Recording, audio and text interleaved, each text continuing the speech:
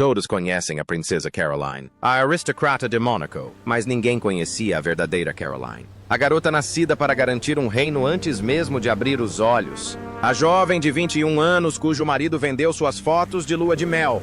Uma viúva que voltou de Paris vestida de preto aos 33 anos. Aos 68, Carolina guarda uma história que Mônaco raramente compartilha. Principalmente, o acidente de sua mãe em 1982.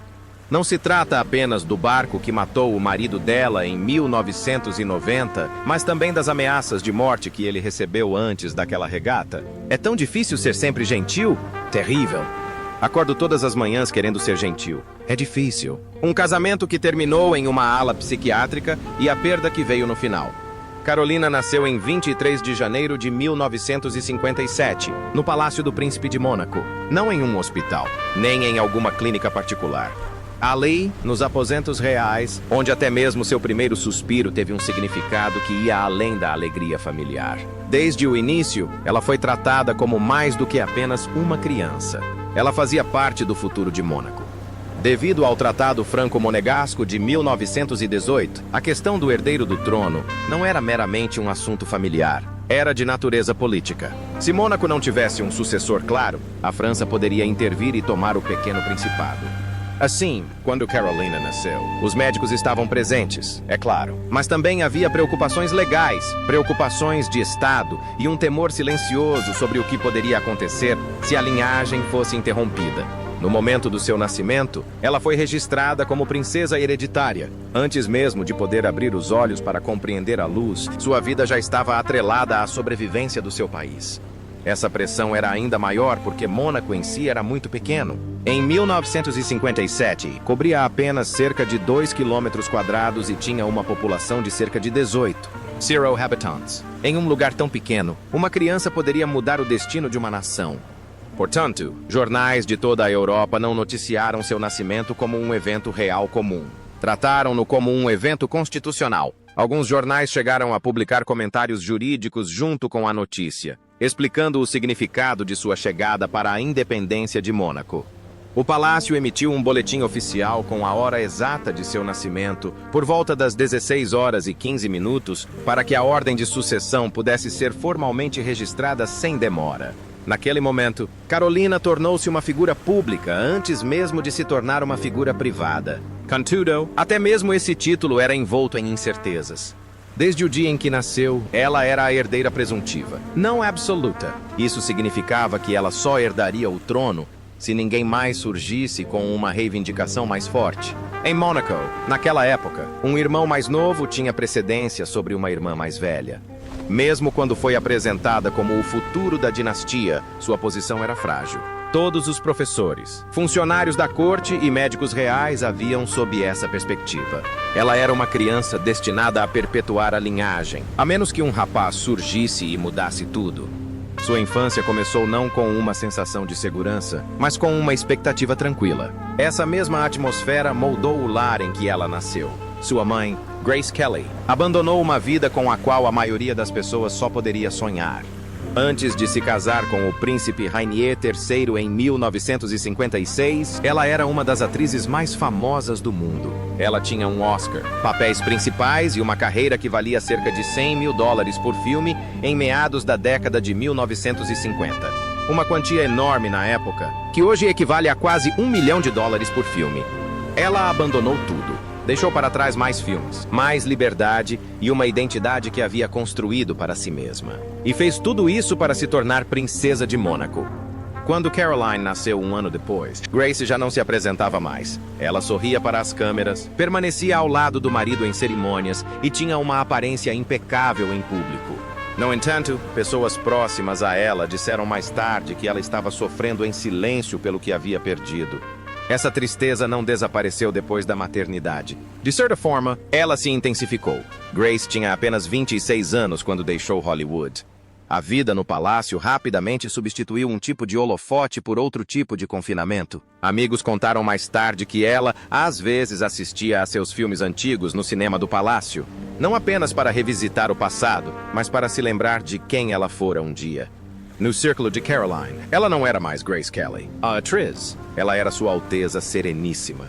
Os criados se dirigiam a ela formalmente. Os deveres vinham em primeiro lugar. A aparência importava. O palácio era belo, mas também austero. E essa rigidez moldou o tom emocional da família. Carolina cresceu com uma mãe que a amava, mas que também parecia presa a um papel que não havia escolhido completamente. Seu pai, o príncipe Rainier III, trazia suas próprias pressões para o lar. Ele ascendeu ao trono em 1949, com apenas 25 anos, e governou Mônaco com a mentalidade de um empresário ambicioso. Incentivou o turismo, expandiu a rede hoteleira, fortaleceu os cassinos e transformou o principado em um resort de luxo para os ricos. Seus dias eram repletos de reuniões, aparições públicas, assuntos de Estado e planejamento incessante. Funcionários descreveram posteriormente o palácio como um lugar onde o trabalho tinha prioridade sobre o bem-estar. Rainier podia passar 12 horas de serviço e ainda assinar documentos até altas horas da noite. Num mundo assim, havia pouco espaço para a livre expressão de emoções. Mesmo no palácio, a vida muitas vezes parecia mais formal do que pessoal. Isso dificultava a construção de laços familiares normais. Em público, a família aparentava ser impecável. Cabelos perfeitamente penteados, roupas passadas a ferro, sempre sorrindo. Eles compareciam a galas, jantares de estado, eventos beneficentes e encontros de Yates, passeando por salões repletos de celebridades, diplomatas e milionários. Mas por trás dessas fotos impecáveis, havia uma vida cotidiana muito mais tranquila. Mais tarde, membros da corte contaram que Rainier e Grace frequentemente jantavam em horários diferentes ou em salas separadas. Enquanto isso, as crianças jantavam separadamente dos pais. Para Caroline, algumas de suas primeiras lembranças não eram de receber carinho ou ser consolada. Eram de ser arrumada, servida e observada. Essa distância era evidente até nos momentos mais simples da infância. Carolina cresceu em uma fortaleza do século XII, cercada de luxo, criados e aposentos magníficos. No entanto, muitas refeições eram feitas não com seus pais, mas com professores ou babás em salas menores e privadas. A etiqueta do palácio ditava que as crianças comessem separadamente até terem idade suficiente para se comportarem bem à mesa principal. No caso de Caroline, essa separação durou até ela ter cerca de 14 anos. Enquanto diplomatas e designers se sentavam com seus pais em salas reluzentes, ela frequentemente se sentava com talheres de prata impecavelmente arrumados, cercada por serviço, mas sem afeto. Em um palácio cheio de gente, ela ainda se sentia sozinha. Então, antes que crescesse e entendesse o que havia acontecido, o papel que definira seu nascimento mudou. Em 14 de março de 1958, nasceu seu irmão mais novo, Albert. Ele era um homem, de acordo com as regras de sucessão então vigentes em Mônaco. Isso mudou tudo imediatamente. No momento em que ascendeu ao trono, ele a precedeu. Caroline deixou de ser a futura governante. O mesmo sistema palaciano que outrora a tratara como fiadora do reino agora, silenciosamente, transferia essas expectativas para Albert. Ela foi relegada ao segundo plano na previdência social, antes mesmo de poder dizer mãe ou pai. Essa perda precoce teve um impacto significativo, mesmo que ela fosse jovem demais para compreendê-la. Isso definiu o tom da maior parte de sua vida. O dever permaneceu, a pressão permaneceu, mas a certeza a incomodava. Ela ainda era majestosa, ainda visível, ainda importante, mas não na mesma medida. Com a idade, esse sentimento se tornara mais agudo. Mais tarde, Caroline resumiu sua infância em uma frase simples que dizia tudo. O que ela tinha que fazer sempre vinha em primeiro lugar. E não era apenas um sentimento pessoal. Esse era o sistema em que ela cresceu. Seu pai queria que seus filhos fossem disciplinados e preparados para uma vida de realeza, não espíritos livres. Portanto, desde os 5 ou 6 anos de idade, os dias de Carolina eram repletos de protocolos, fingimento, regras e expectativas. Até mesmo as pequenas escolhas, roupas, amigos, comportamento, eram filtradas por uma única pergunta: o que fica bem em Mônaco? E como seus pais eram tão distantes, a pessoa em quem ela mais se apoiava não era sua mãe ou seu pai, mas sua babá, Maureen Marin Wood. Caroline e Albert se apegaram muito a ela. Em certo momento, quando Maureen saiu de férias, as duas crianças choraram tanto e imploraram tanto para não ir embora, que Grace teve que ligar para ela primeiro. Dito isso, significou muito. Em uma casa cheia de títulos e formalidades, a babá se tornou a única pessoa que transmitia segurança e estabilidade. Caroline admitiu mais tarde que nem sequer jantava na mesma sala que os pais até os 14 anos. Enquanto o mundo via Grace Kelly como uma mãe glamourosa num palácio de conto de fadas, Caroline muitas vezes a via como alguém distante. Maureen era o centro emocional da sua infância. Em 1965, com o nascimento da princesa Stephanie, a família mudou novamente. Carolina tinha então 8 anos, idade suficiente para perceber a mudança em sua capacidade de concentração. Como filha mais velha, ela já carregava as primeiras expectativas e pressões. Mas a chegada de uma irmã mais nova fez com que ela se sentisse ainda menos notada. Em uma casa onde o afeto não fluía facilmente, a atenção podia parecer escassa. A energia vibrante e rebelde de Stephanie mais tarde despertou um fascínio público peculiar.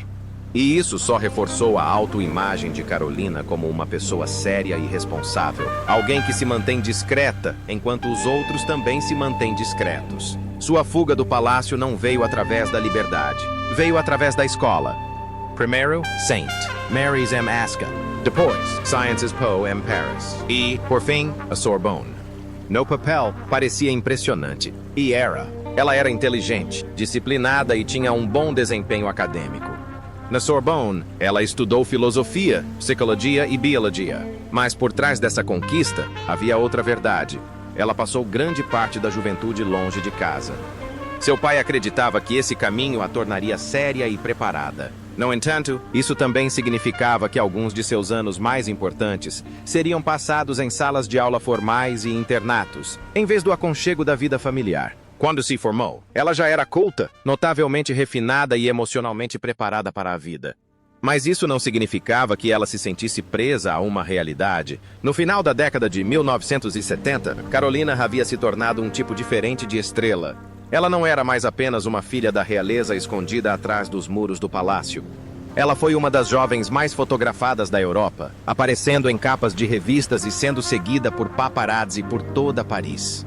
As casas de moda queriam vesti-la com suas roupas. Cada aparição pública se tornava histórica. Cada expressão facial ganhava significado. A jovem criada no mundo dos serviços tornou-se um símbolo de glamour, quer quisesse ou não. Isso aconteceu justamente quando ela tentava levar a vida de estudante.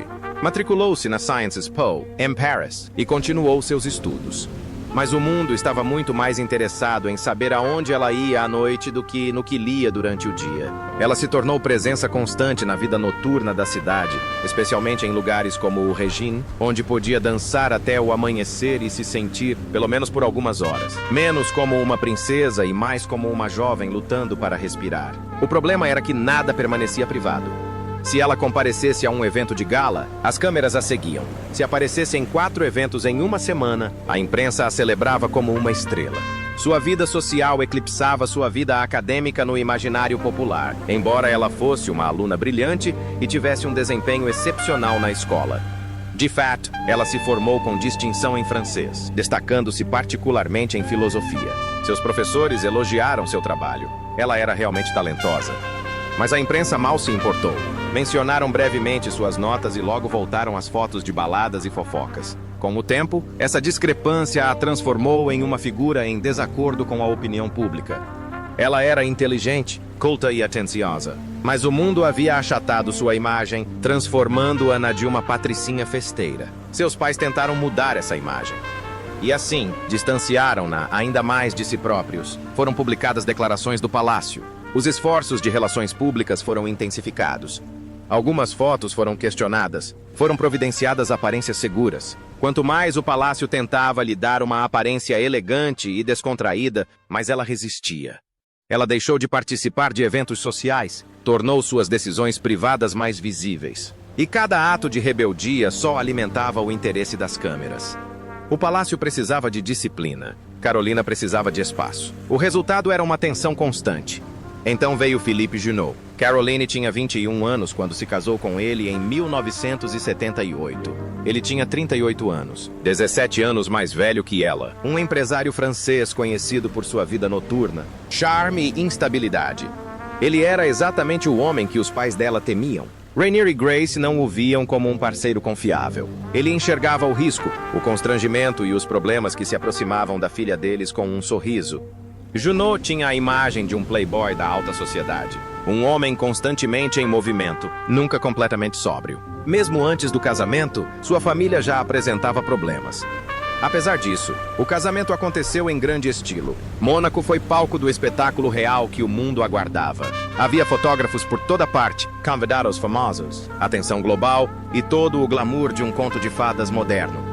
Mas por trás do brilho radiante, escondia-se um clima muito mais sombrio na família. Grace, segundo relatos posteriores, estava profundamente angustiada e não acreditava que o casamento duraria. Portanto, mesmo naquele que deveria ter sido um dia de alegria, a cerimônia foi permeada de ansiedade. A situação piorou devido à infidelidade. Segundo relatos, Junot levou um amigo fotógrafo em sua lua de mel e fotos íntimas de Caroline logo apareceram nos tabloides. Fotos que deveriam ter permanecido privadas acabaram nas primeiras páginas. Para Caroline, essa foi uma experiência profunda. Ela não só havia entrado em um casamento fracassado, como também em um casamento no qual até a intimidade podia ser vendida. Uma mulher que passou a vida inteira sob vigilância descobriu que o homem mais próximo dela também podia fazê-la feliz. Em outubro de 1980, pouco mais de 2 anos após o casamento, eles se divorciaram. Caroline tinha apenas 23 anos. O casamento civil terminou, mas a igreja não concedeu a anulação por muitos anos, deixando-a numa dolorosa situação indefinida. Ela podia circular publicamente, mas não de forma plenamente religiosa. O divórcio legal foi sem ressalvas. As consequências emocionais não foram tão boas. Quando a princesa Caroline de Mônaco conheceu Stefano Casiraghi, sua vida já estava repleta de fragilidades. Sua mãe, Grace Kelly, havia falecido em um trágico acidente de carro em 14 de setembro de 1982. E essa perda ainda pairava sobre tudo. Ao mesmo tempo, Carolina lutava contra a dor do fracasso de seu casamento com Philippe Junot. Stefano também se recuperava do término de seu noivado com uma italiana. Portanto, quando se conheceram, não foi num momento de alegria e descontração. Aconteceu quando ambos estavam abatidos, cansados e tentando, em silêncio, recomeçar. Eles se conheceram no mesmo círculo social por meio de um amigo em comum, Francesco Caltagirone, na Sardenha e na Córcega, no verão de 1983. O verdadeiro florescimento, no entanto, aconteceu na primavera daquele mesmo ano, em Mônaco, na discoteca Jimmy's. Rapidamente, as pessoas próximas a Caroline perceberam algo de novo em Stefano. Muitos homens eram atraídos por seu título, seu nome e pelo charme que a acompanhava por onde passava. Stefano parecia indiferente. Ele a tratava como uma mulher, não como um prêmio. Só isso já o diferenciava. Ele tinha 23 anos, era italiano, bonito, confiante e afetuoso, fazendo Caroline se sentir segura. Logo a levou para o castelo de sua família em Fino Mornasco, onde ela conheceu seus pais, Giancarlo e Fernanda, cujo mundo girava em torno de petróleo, aquecimento e imóveis. Para Caroline, que crescera rodeada de deveres, cerimônias e pressão, aquilo era como um sopro de ar fresco. De repente, havia passeios a restaurantes parisienses, viagens curtas a Nova York e Londres, e um tipo de felicidade normal que a vida no palácio raramente lhe proporcionava. Os amigos chamavam-lhe amor à primeira vista. Mais tarde, a própria Caroline disse: "Eu tinha meu conto de fadas. Nós duas sabíamos disso. Era isso que fazia o vínculo entre elas parecer tão forte." Não era apenas romântico na superfície, parecia curar algo dentro dela. No final de 1983, eles se casaram. O casamento aconteceu no dia 29 de dezembro no Salão dos Espelhos do Palácio do Príncipe de Mônaco, em uma cerimônia civil sob um retrato de Grace Kelly. Durou apenas cerca de 15 minutos, mas foi profundamente significativo. Carolina usava um vestido curto e simples de cetim de seda bege, enquanto Stefano optou por elegância e sofisticação discreta. Não houve cerimônia católica, pois o Vaticano ainda considerava válido seu primeiro casamento com Philippe Junot. A anulação só ocorreu em junho de 1992. Além disso, Carolina já estava grávida de mais de 3 meses do primeiro filho do casal.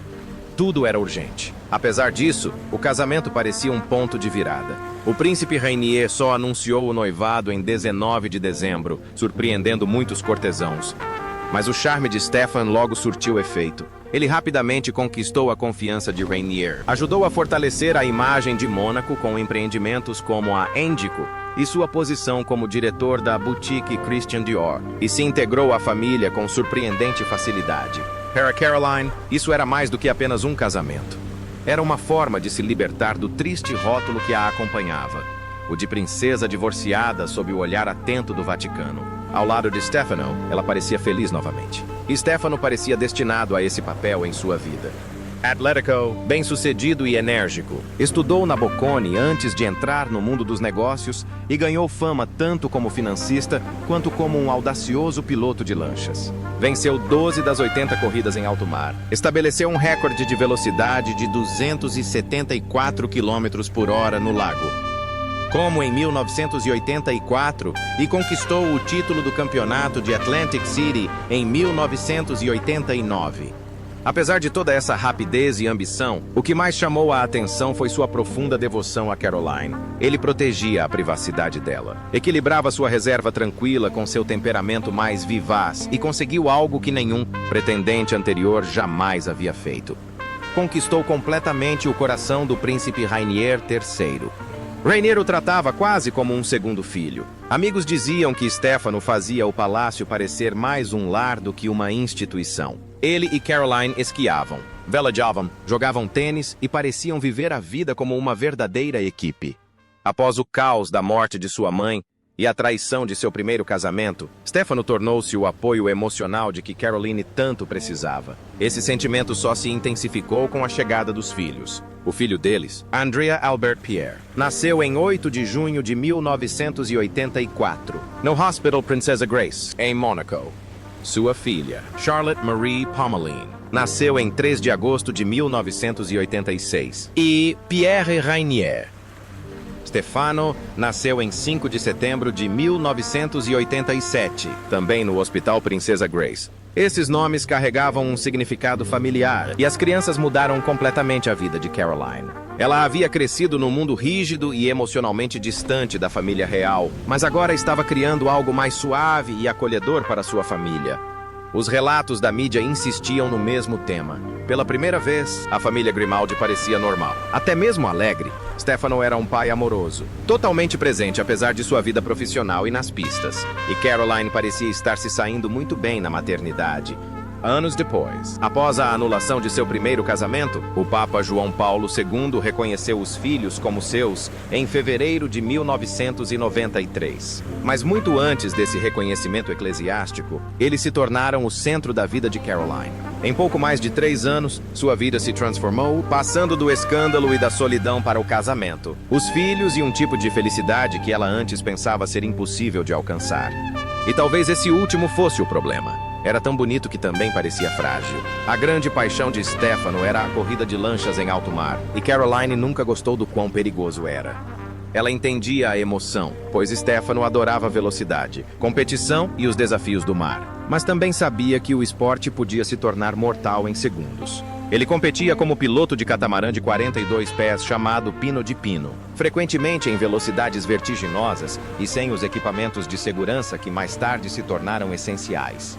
Em 1989, ele conquistou o título mundial da Classe 1 na costa de Nova Jersey. Em 1990, retornou para defendê-lo, poucas semanas antes da última corrida. Em setembro de 1990, uma explosão terrível ocorreu na costa de Guernsey. Ele sobreviveu, mas o aviso permaneceu. Era 3 de outubro de 1990. Naquele dia, ao largo da costa de Mônaco, perto de Saint-Jean-Cap-Ferrat, o mar se afastou dele. O barco foi atingido por ondas altas, virou violentamente e, em segundos, a tragédia aconteceu. O copiloto Patrice Innocenti conseguiu se libertar e sobreviveu. Stefano ficou preso. Alguns relatos afirmaram que ele quebrou o pescoço na hora. Outros se concentraram em como a falta de um arnês adequado, de um paraquedas e de uma fuselagem fechada o expôs a uma queda fatal. Ele tinha apenas 30 anos.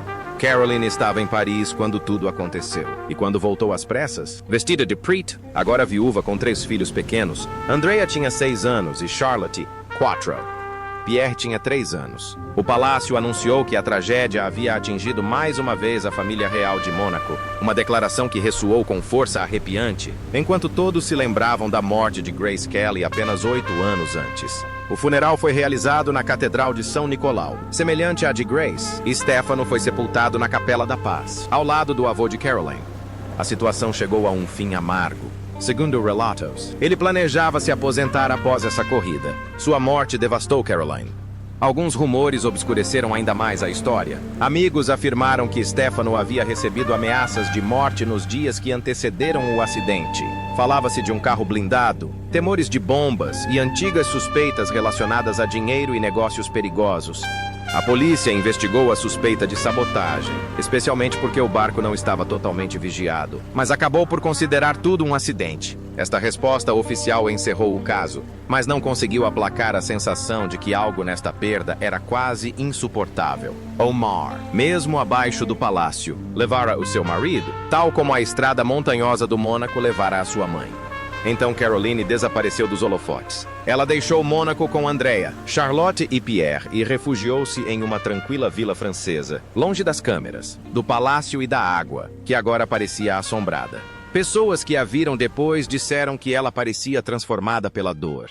Mais magra, mais silenciosa, quase oca. Ela nunca falou abertamente sobre essa dor, mas aqueles ao seu redor entendiam que ela havia sofrido 2 perdas devastadoras antes dos 34 anos. Sua filha, Charlotte, mais tarde falou sobre a solidão deixada por crescer sem um pai. Enquanto isso, Carolina se concentrava em manter seus filhos unidos e em lhes proporcionar um senso de segurança. Segundo sua família, ela lhes disse que o pai deles estava com Jesus no céu e que agora eles cuidariam uns dos outros. Era uma frase simples, mas que resumia toda a essência de sua nova vida. Mesmo em luto, Carolina continuou seu trabalho. Aliás, seu serviço público começou muito antes. Em 1979, quando tinha apenas 22 anos, seus pais a nomearam presidente do Comitê de Mônaco para o Ano Internacional da Criança.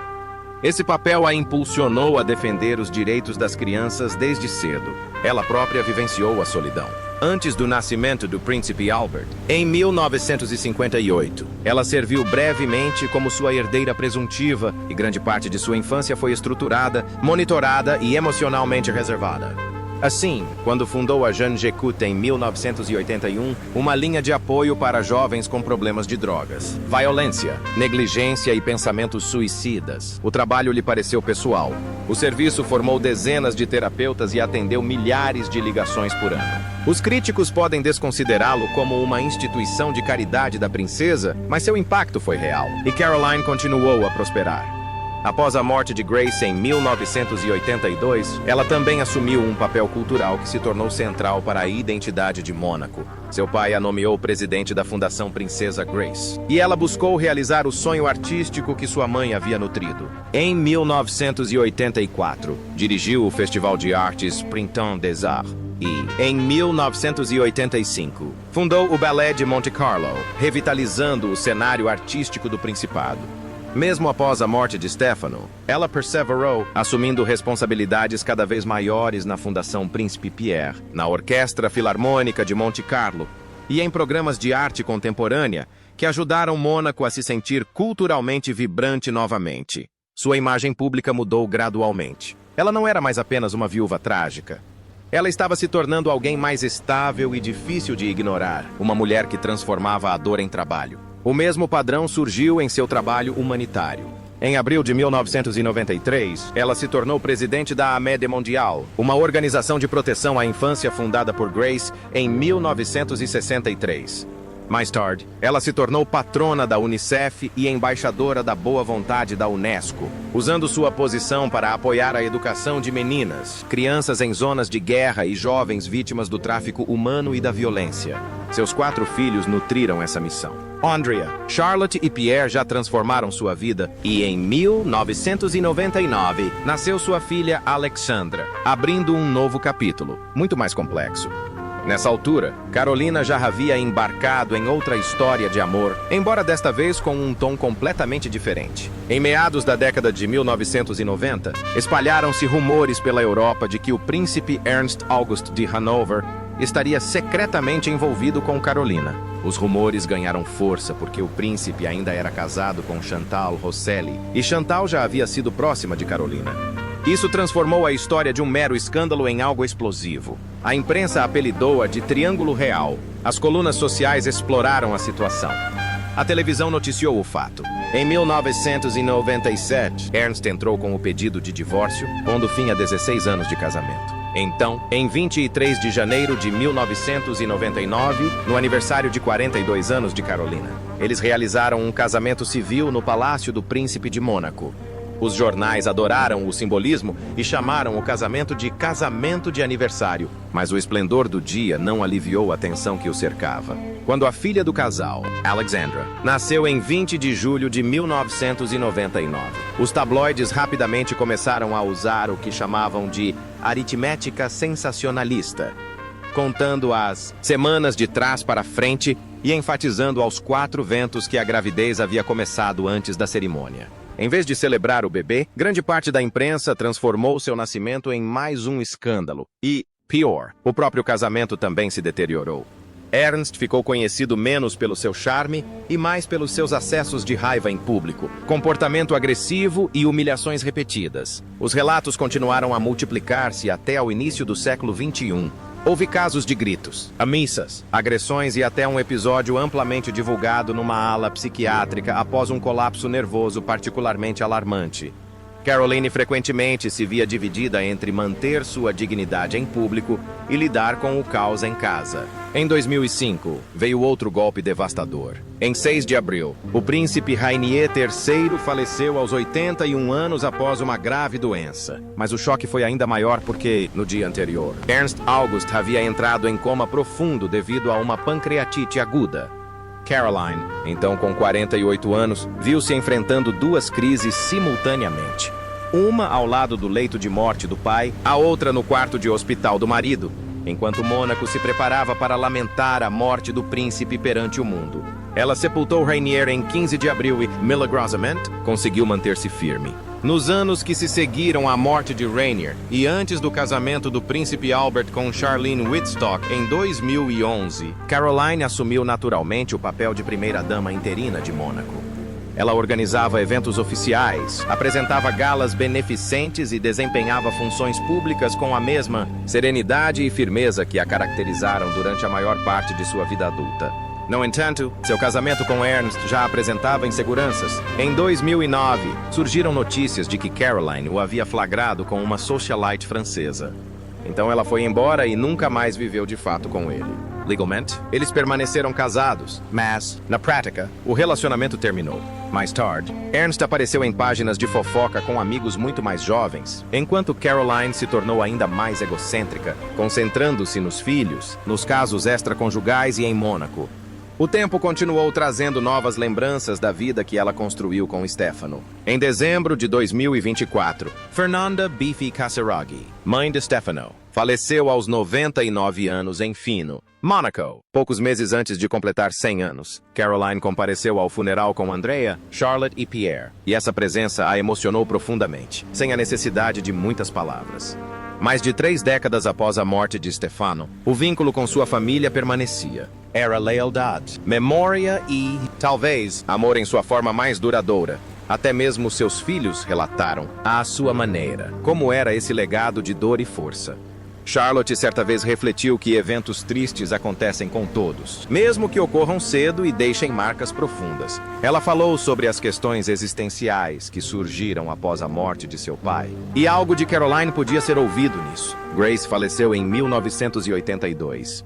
Stefano morreu em 1990. Rainier morreu em 2005. As perdas nunca terminaram de verdade.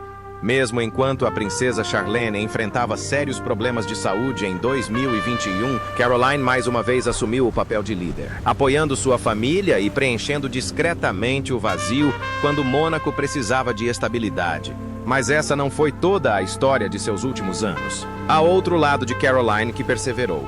Um lado que constantemente criava, acolhia, protegia e construía. Ela permaneceu no centro do Ballet de Monte Carlo, que celebrou seu 40º aniversário em 2025. Manteve sua ligação com a Fundação Princesa Grace e a Amade Mondial. Em 2023, o Estúdio Caroline foi inaugurado sob a Vila Casamia, acrescentando mais um pequeno, porém significativo, espaço cultural que leva seu nome. Em dezembro de 2025, juntamente com o príncipe Alberto, ela inaugurou a Mediateca Caroline, com auditório e acesso ao público. Outro sinal discreto de que havia decidido deixar para trás não apenas a dor, mas também instituições que a suportariam. Sua história tomou outro rumo inesperado. Em 8 de janeiro de 2026, Philippa Junot, seu primeiro marido, faleceu em Madrid aos 85 anos. Sua filha, Victoria, anunciou que ele faleceu em paz, cercado por sua família, após o que ela chamou de uma vida longa, bela e cheia de aventuras. Para Caroline, deve ter sido como fechar uma porta muito antiga. Ele foi o homem que mergulhou sua jovem vida em escândalo no final da década de 1970. E agora, décadas depois, ele também se foi.